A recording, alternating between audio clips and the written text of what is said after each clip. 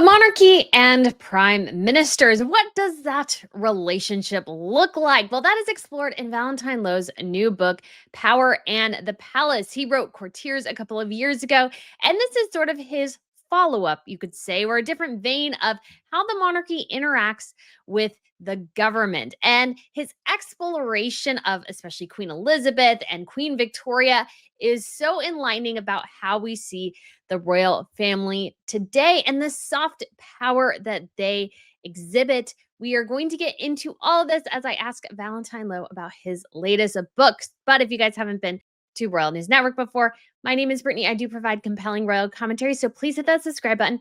I would absolutely love to have you back. All right, guys, and before we get into the interview, I just wanted to point out my dazzling diamond bracelet here from Ana Lucia Diamonds. This is a special edition that they came out with. They are lab created diamonds, and it's got this cool feature so you can adjust the bracelet as necessary, which I think is super duper awesome. I've been absolutely loving it, wearing it all the time. If you're not aware, Ana Lucia Diamonds, they sponsor this channel and help support all that we do. And if you use code Royal20 with them, you do save 20%. So I just did want to give them a quick shout out here. And now we shall get into the interview with Mr. Valentine Lowe. It was great fun and always great to get some insight from somebody who has been very close to the royals in his royal coverage for many years. If you're not aware, Mr. Valentine Lowe was the author who broke the Meghan bullying allegations in March of 2021. So without further ado, let's go get into as he discusses the power and the palace. Hello. Hi there, Brittany. How are you? I'm good. How are you doing? Excellent, thank you.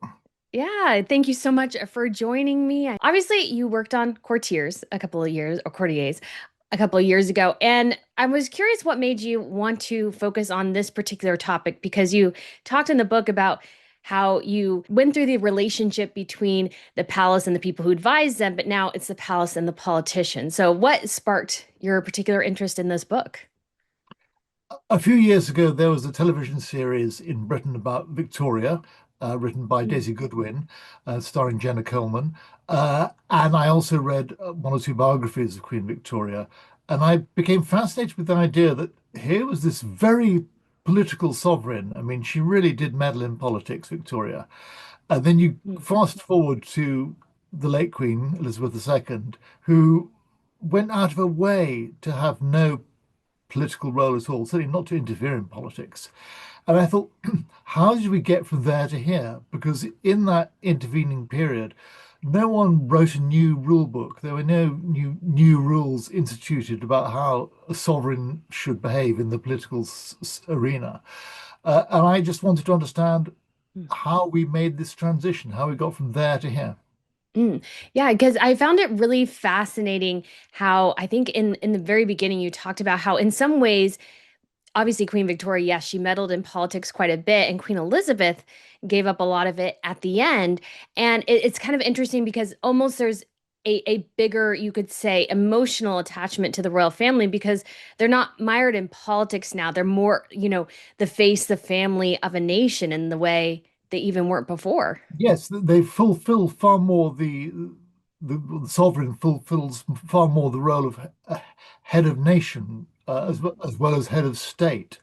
And going back to Victoria, there were she started off being a Whig, which is the kind of precursor to the modern Liberal Party in this country, and ended up being a Tory, modern Conservatives.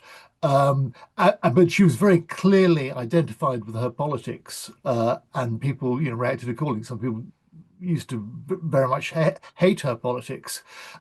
So, which of course, no one had any idea what the late Queen's politics were. They just simply didn't know. They might have guesses, but they didn't know. And it enables, the modern king or queen to, as you say, fulfill this very important unifying role. Because Mm. if the sovereign is there to act as a unifier more than anything else, and if they can't unify the nation, you sort of question why they're there at all. Yes, because I was actually thinking with what happened yesterday with the assassination of Charlie Kirk here in the States that a royal might have been a great kind of unifier in this period of grief, really. I think that's a very good point. I think Mhm. they might well have stepped in and said something. They wouldn't have said anything controversial. Their Mhm. views, and their views would have remained opaque, but they would have still tried to pour oil on troubled waters. Look at Prince William's statement about Gaza, Mhm. however long ago that was. He didn't express any opinions on the rights of wrongs of what was happening in the Middle East, but he just made a plea for peace and humanity. Yes, it was a something I think about. And then when it comes to royals in general, I was very fascinated by sort of, you could say, the first real good use of soft power with Edward VII and how he went to France and really smoothed the relations, even though he wasn't supposed to. That's what he decided to do. And royals still very much fulfill that really soft power role. And it's very influential, I think, especially in international politics. Would you agree? Oh, absolutely. And what was key about Edward VII's visit to France was that, he didn't do any negotiating. He didn't negotiate the Entente Cordiale, this agreement, famous agreement between Britain and France, but he set the conditions. He set a favorable atmosphere. And in the same way, King Charles doesn't negotiate tariffs with Donald Trump, but he sets a more favorable helps set a more favorable atmosphere for Britain to have talks with Trump. Mm, yes, because it's obviously Trump really, really loves the Royals and what they represent. And so, I mean, obviously you're a little bit off the royal beat now, but what do you think we can expect from next week's state visit? Well, it's going to be fascinating to watch. Quite clearly, the king will do his absolute utmost to make Donald Trump feel very welcome, feel a very special Mm, guest. And I think we can be fairly sure that Prince William, the Prince of Wales, will play a pretty active role. I mean, the Prince of Wales always does, but I wonder whether he'll be sort of slightly more active. Um, and we've already seen that the Prince of Wales, Princess of Wales, will be doing something with Melania. So they'll be doing their very best to make the Trumps think it's been a fantastic visit. What will be interesting to watch is whether Trump repeats anything of the private conversations he has with any members of the royal family, mm. because he's got a bit of a track record there. Um, so they'll be used to it, they'll be ready for it, so they won't be saying anything too indiscreet in their, over tea in Windsor Castle, wherever it is. But yeah, we'll have to see how indiscreet the president is. Yes, he does like to talk for sure. Speaking of talking, one of the things I found really interesting, and this seemed to happen with basically almost every prime minister, is that the queen was the one person in the world that they could sort of offload to, that she was sort of almost in some ways a counselor because they could share sort of the troubles not only of the job but of the the politics and those sorts of things, and know that they had her utmost trust and that none of that would ever get out. And so did you find that an interesting aspect of her relationship with her prime ministers? Very much so. I mean, I think this idea of the sovereign as sort of as therapist, as counselor, Mm, is very interesting, and several prime ministers say it. And of course, as you say, it's the one meeting they have with someone who won't repeat or leak what they said. It's also the one meeting they have with someone who doesn't want their job, which is mm. another important factor. Um, Someone made a very interesting point to me. I was at an event the other day, and a woman asked in the Q&A afterwards, she said she was a therapist. And she said, at the end of a week, when you've had lots of sessions with your patients, you then go and have a session with your supervisor. You, the therapist, has a session with the supervisor where you can talk about what's happened with it. And they asked, did the late Queen have any such opportunity? And it was a fantastic question. And I can't think unless Philip spoke to Philip, sorry, unless the Queen spoke to Philip about what had happened. But I suspect she was so discreet she didn't Mm. even tell him. Oh, that's funny. And I can't help but think too that because she was a woman, that made that aspect of the relationship in some ways a bit easier. Obviously, you do have Margaret Thatcher and Liz Truss, but I think because she was a woman, in some ways, the men prime ministers were like, yeah, I can talk to her a bit more. Yeah, I'm sure there's something in that. But of course, you Hmm. mentioned Margaret Thatcher, and I think whatever happened in the relationship between those two, the one thing that wasn't important, at least not certainly not from the Queen's point of view, was the fact that they were both women. Mm. I think that's the least important aspect of it. Very strangely enough. Yeah, that does make sense. It doesn't strike me as the Queen would care that much. She was there for them regardless of the Yeah, situation. I don't think she was there for the sisterhood. Yes. And I was going to ask, obviously, you've been on the royal beat for many, many years. Was there anything that surprised you in the research as you did it for this book? Well, several things surprised me. Well, one thing that surprised me, you've already alluded to, is I think, is that how the Queen was much more indiscreet when talking to politicians. She'd talk to people about, she talked to George Osborne, former Chancellor, about how members of her family were bad with money. She expressed a very caustic opinion about Pakistan's Mm. General Musharraf, said he was a crook and corrupt. She was quite happy to speak her mind, uh, knowing that these people would, would not repeat it. I also suspect that actually she got more relaxed about how she Mm. behaved as she grew older. I think maybe she was a bit more buttoned up when she was younger. Yeah, I can't help but wonder too, like, given as many prime ministers as she served, I'm just curious, did she get more? I mean, it didn't talk about it too much in the book, but she obviously, through just her experience, she had so much more, I think, kind of guidance to offer prime ministers.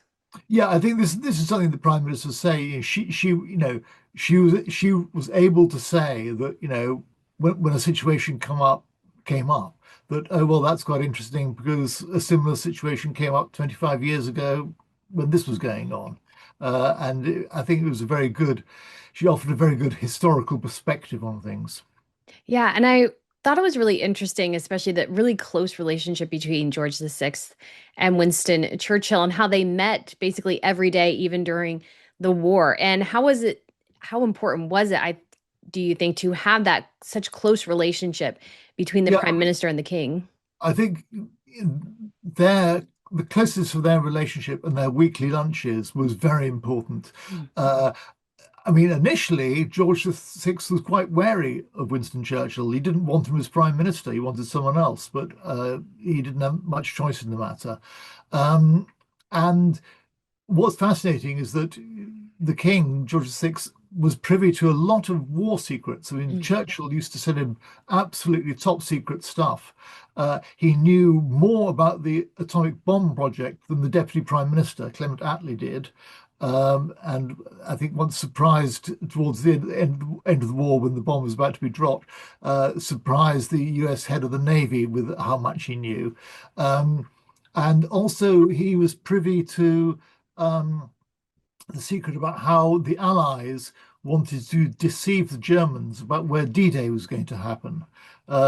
So basically, people from military intelligence came round uh, to the palace in early 1944 and discussed the deception plan. And George took part in it by going to sort of visit fake troop gatherings in different parts of the country, which would make the Germans believe that the invasion was going to happen somewhere else. I mean, he absolutely was colluding in that. It's fascinating.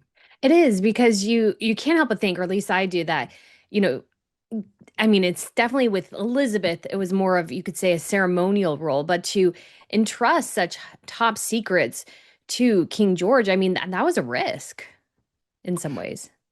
Um, it was a risk, and but also it was one that Churchill felt comfortable taking. Mm. Such was his relationship. But there were papers which were sent to Buckingham Palace for him to read, which he was meant to burn afterwards. So he'd read these papers and then burn them. That is really, it's quite interesting, especially given everything going on in the war at the time. And when it comes to obviously the royals now. I think Charles obviously was a bit more meddlesome when he was younger within the realm Yes. of politics, but not like totally either. He was more, you could say, on the policy realm. He, was very interested in the environment and everything. And so Charles has he been able to step back and fully sort of kind of do away with the politics, but or do it in a different way. I think you kind of Yes, allude to that in the he book. has. He made it clear sometime before he acceded to the throne that he was going to. And I think he's been as good as his word. What's interesting is that in the first few days after he took over, he made several speeches, and in every single one of them, he talked about the Constitution.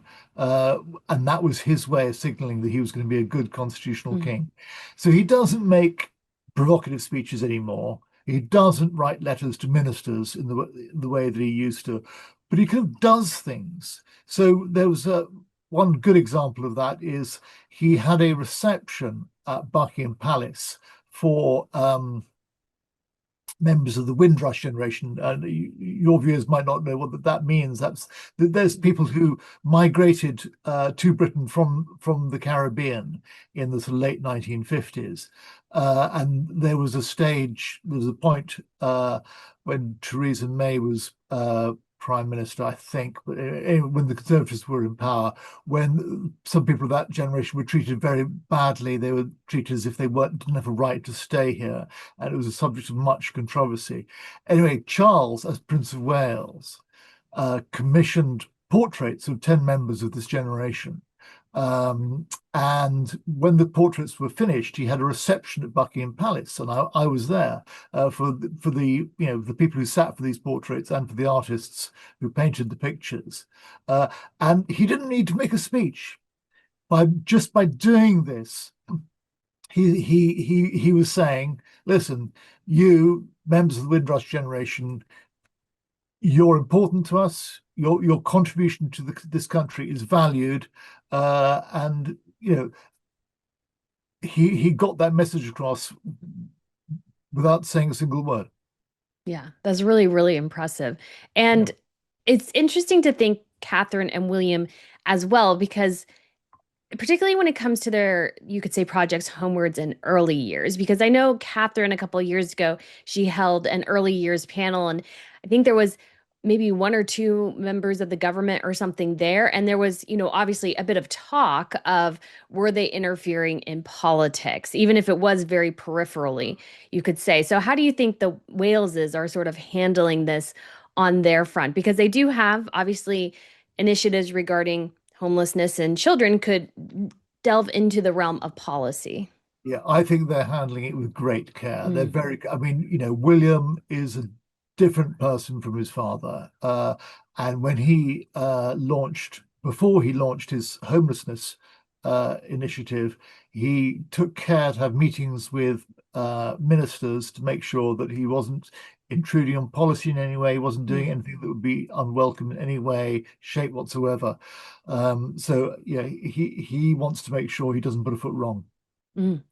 Yes. And do you think in the future, let's say, because William, you mentioned in the book as well, might be maybe a little bit more, I don't want to say forceful because it's not the right word, but more decisive in some ways as king, like he will let people know what he thinks in certain instances, like to the prime ministers, I think privately in that sort of way. Do you think that may be the case, or do you think William will, obviously navigate this role as king a bit differently than his father? I think it's going to be very interesting to see how he navigates it. As I said, he's careful to get it right. He's careful not to tread on any political toes. But there was a time when Boris Johnson, when he was prime minister, he gave the Queen advice about something to do with Brexit, leaving the European Union, Mm, which it was all about suspending Parliament, and this got overturned by the courts. Boris Johnson was made to look very foolish. It looks as if he'd given the Queen bad advice. And a lot of people were angry about that. They felt the Queen had been embarrassed, put into an awkward position. And William was very cross about it. And he let it be known through friends that, in the future, he would be more robust about Mm. sort of challenging the advice he gets from prime ministers. But the problem is that's not the way the British Constitution works. Advice from prime ministers, their sovereign, gets followed. They don't have any choice in the matter. So if William wants to challenge advice in the future, that could be troublesome. I suspect he was talking in the heat of the moment. I think if he thought it through, he'd realize he can't really do that. But if he does do that, we may get into some choppy waters ahead. Well, I mean, it's an interesting thought, really, because as you go through the book, obviously, sort of the power of the monarch gets slowly whittled down from Victoria down to Elizabeth.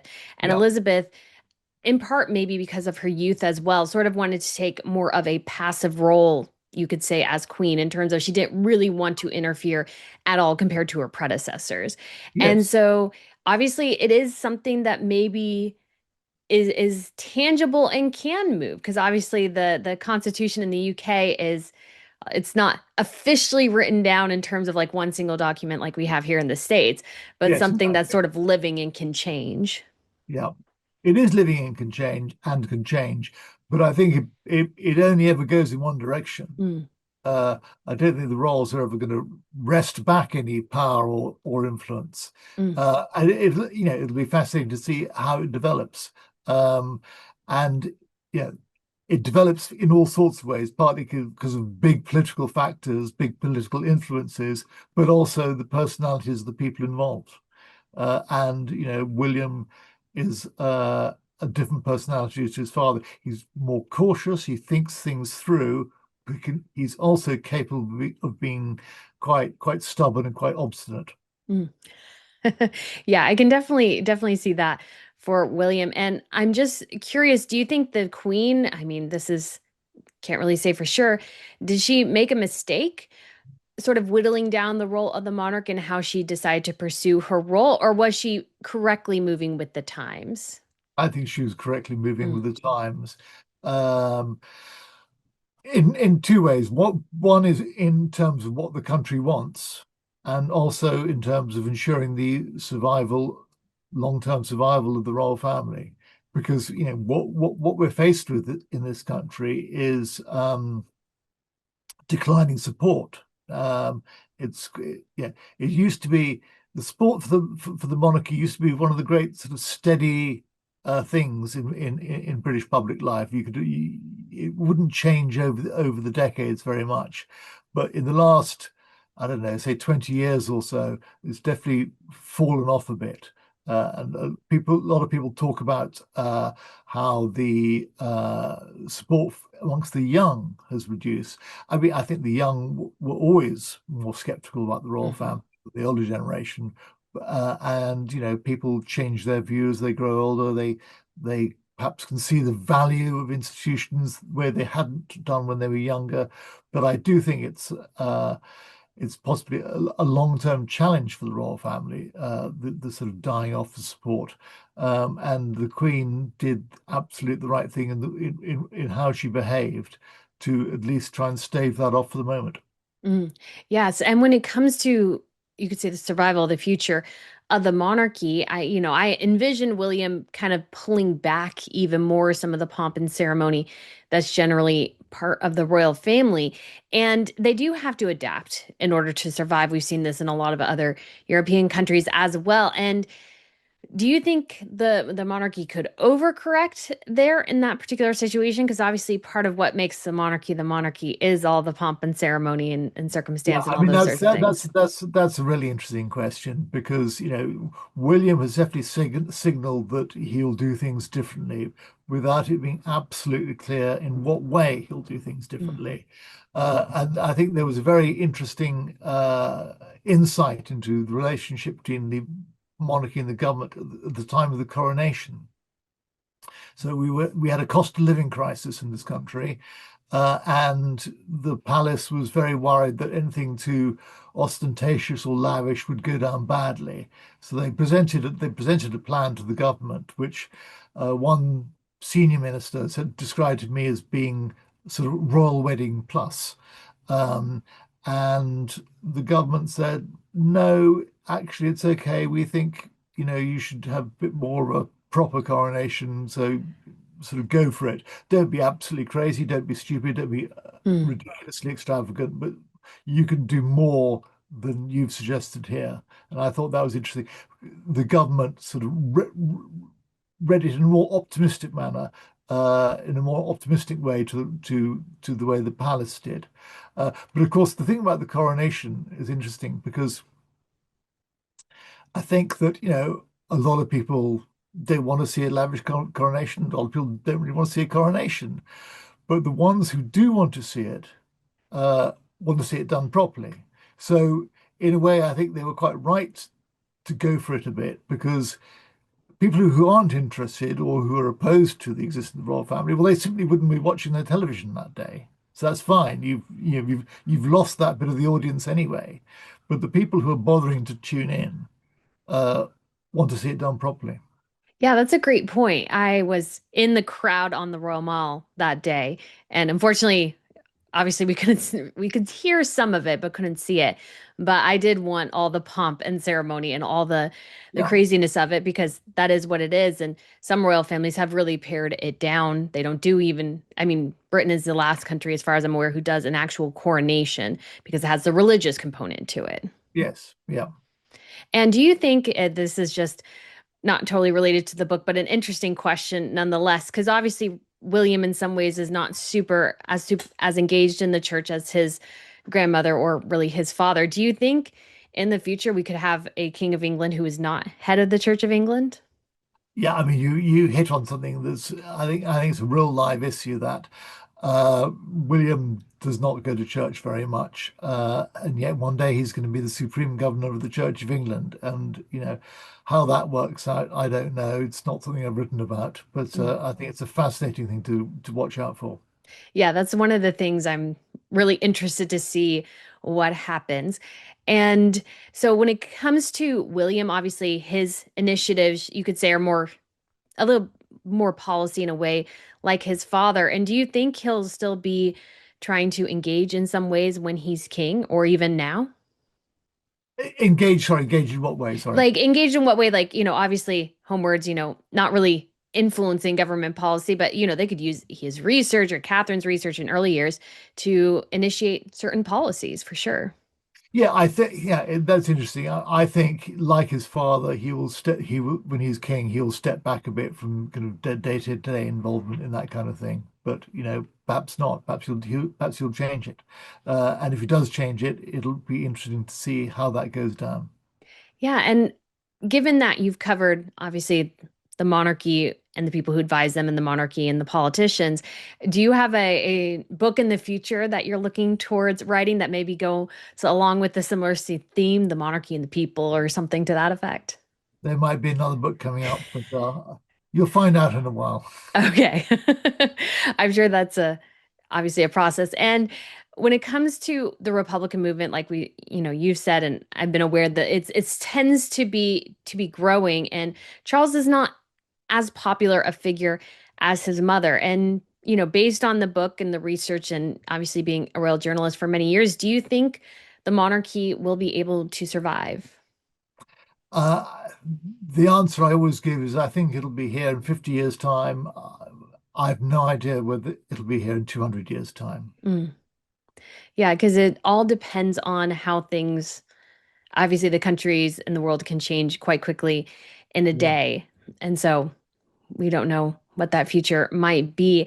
But the connection to the royal families obviously remains secure. And I think or do you think when William becomes king, that there'll be a resurgence of interest in the royal family? Because obviously, given that the queen reigned for so many years, in some ways, I don't feel like the royal family was able to modernize as quickly as some of its counterparts in some ways. And obviously, Charles is still kind of keeping to some of the queen's previous roles. Yeah, I think it very much depends on when William accedes to the throne, because he's basically a middle-aged man now, a Mm. young middle-aged man, but and so he's lost that kind of flush of youth and glamour that his grandmother had when she acceded to the throne. Um, will his ideas look new and fresh if he succeeds in sort of 15 years' time? Well, who knows? But I mean, I think we may be very familiar with what he thinks, so familiar with what he thinks by then Mhm. that it won't be exciting and it won't engender a new interest in the monarchy. If he succeeds tomorrow, it'll feel quite a new thing. Mhm. So yeah. Yeah, and it's sort of interesting to consider, and this is obviously just thought processes ones I've had because I've watched a lot of the European royals as well. And I'm just curious, obviously, there's still a lot of consternation over the abdication of Edward the Seventh, or sorry, Eighth. But in Europe, obviously, it's become a little bit more. We have Queen Marguerite of Denmark, and then it's a tradition in the Netherlands to abdicate. And so Queen Beatrix did it over 10 years ago now. We've had a couple abdications for scandals, but it seems like abdication, if it's voluntary and that's what the monarch wants to do, is able to usher in a new generation and sort of, in some ways, revive the monarchy. Do you think that's a route William may choose? And would that be something that would be even allowed? Uh, I think certainly for his grandmother and also his father, abdication is something they would just never consider. But when it comes to William, perhaps that's an interesting possibility. If he say he accedes to the throne when in 10 years' time or so when he's in his 50s, and if he say reigns for 20 years or so, he might want to hand over to George, and it'll be entirely up to him. It'll be sort of quite a shock, and it'll be a surprising thing to do. But I think one of the things you learn Mhm. covering this field is that people adapt to new things quite quickly. And abdication has until now been anathema for the royal family, but it could quite easily become something that's accepted. Yes, I think given at least what I've seen in Europe, it seems to have been something that is a really great way to have the transfer of power be a joyous occasion rather than one that is quite somber. So I just think it's I an agree. interesting thought. I would feel Yes, like William would go down that path, maybe. yeah, he could easily. Yes. Yeah, and so I think those were pretty much all my questions. So is there anything else, Mr. Lowe, that you want to offer or any other great insights that you found in this book that people, as writing it, as you think people really should know? Um, I don't have anything to offer other than it's always surprising that there are new things to find out, Mhm. which sit there because some people, so you may have seen there was headlines in this country. Well, a couple of big headlines. That one was all about Queen Camilla dealing with an attacker on the train. Mm. Um, and that's a very old story. She was a teenage girl at the time when she took her shoe off when she was being groped on the train and whacked the guy between the legs uh, and saw him off that way. And that story is 60, 70 years old, whatever it is, at least 60 years old, and has only come out now. And there was another story about the Queen didn't think that Britain should leave the European Union. That's been sitting there to be discovered all this time, and no one said, and now they've said. So it's, you delve around, ask the right questions, and it's the joy of the writer. Sometimes you get lucky. Yeah, and then I just a question came to mind too, because I know usually there's an official biographer for the various monarchs that they often utilize to sort of after their deaths. Is there going to be one for Queen Elizabeth II? I don't think They're there. almost, yeah, absolutely certainly there will. Who it'll be, I don't know. Various names get mentioned. I once went to go and interview for this book a very eminent historian, and we were chatting about who was going to get the biography, and he asked me if I wanted to do it. And I said, no, no, thank you very much. He said, probably right decision because it would take 20 years of your life. Yeah, I imagine because you have to cover such a long reign. It could be an Yeah, very long and hopefully, but very joyous book at the same time. yeah. But I'm sure a real struggle for the author. What do you include? What do you Exactly. take out? So, all right. Well, thank you so much for taking some time this morning. Power and the Palace is out now. It's a great book, so I encourage anybody to pick it up. Thank you very much. Very nice talking to you. Yeah, nice talking to you too. All right, guys, thank you so much for tuning in. I hope you enjoyed it. I hope you learned something. And again, feel free to pick up Mr. Lowe's book. It's on sale now. Check it out and let me know what you think. It's a great, I feel like, educational piece in many ways about how the monarchy interacts with her prime ministers, because there's been some good relationships, some bad relationships. And it's been fascinating to see through the book how the role of the monarch has changed from the very meddlesome Queen Victoria to the very apolitical Queen Elizabeth, and somewhat apolitical, you could say, King Charles. What will King William be like? I don't know, but I am very fascinated to see. So, guys, thank you so much for tuning in, and I shall speak to you again very soon. Bye.